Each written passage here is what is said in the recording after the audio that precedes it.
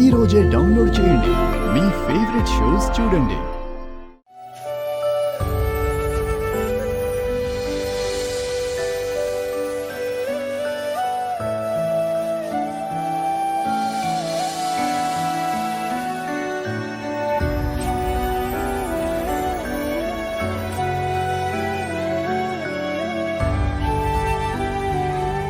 ఏమండి మావయ్య, మీరేమీ బాధపడకండి. బాధపడకుండా ఇంకేం చేయగలమమ్మా? మేడం, ఈరోజు మీ మీద పెట్టిన కేసు హీరింగ్. ఈ కేసు నుంచి మీరు బయటపడగలరు అనుకుంటున్నారా? అసలు ఇంతకీ నిజంగా మీరు తప్పు చేశారా, లేకపోతే కాలేజీ యాజమాన్యం మీ మీద కావాలని కేసు పెట్టారా? మా అమ్మ ఎటువంటి తప్పు చేయలేదు.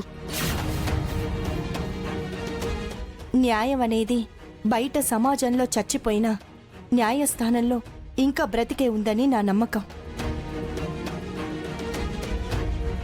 ఖచ్చితంగా నిజమేంటో కోర్టుకి తెలుస్తుందన్న నమ్మకం నాకుంది. మా అమ్మ ఏ తప్పు చేయలేదని కోర్టే చెప్తుంది. నిర్దోషిగా ఆవిడ బయటకొస్తుంది. అప్పుడు మాట్లాడుతురు కాని న్యాయం ఎప్పటికీ ఓడిపోదు. మేడం పదండి.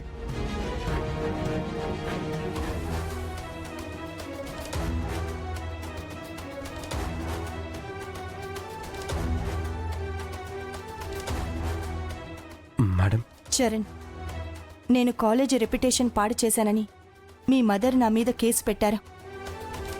అలాంటిది నా దగ్గరకొచ్చి మాట్లాడుతున్నావు. మీ మీద ఇలాంటి ఆరోపణ ఎందుకు వచ్చిందో నాకిప్పటికీ అర్థం కావట్లేదు మేడం. కానీ మీరైతే తప్పు చేసి ఉండరని నా నమ్మకం.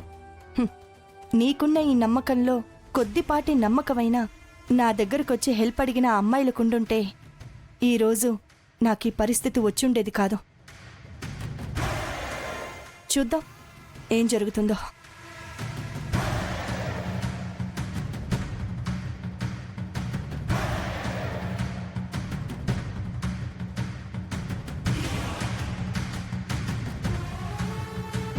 నమస్తే మేడం.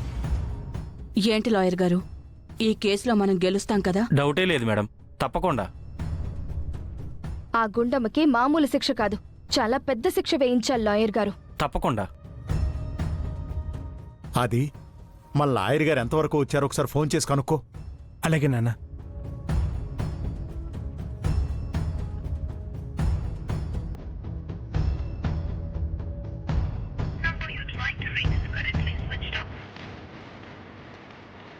ఏమైంది నాన్న? లాయర్ గారి ఫోన్ స్విచ్ ఆఫ్ వస్తుందమ్మా.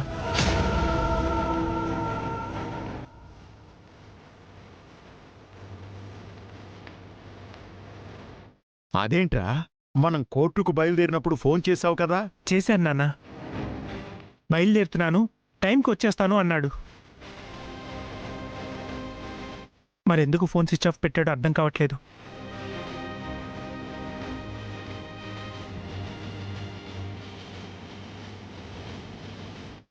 ఎందుకంటే ఆ లాయర్ని కూడా నేను కొనేశాను కాబట్టి.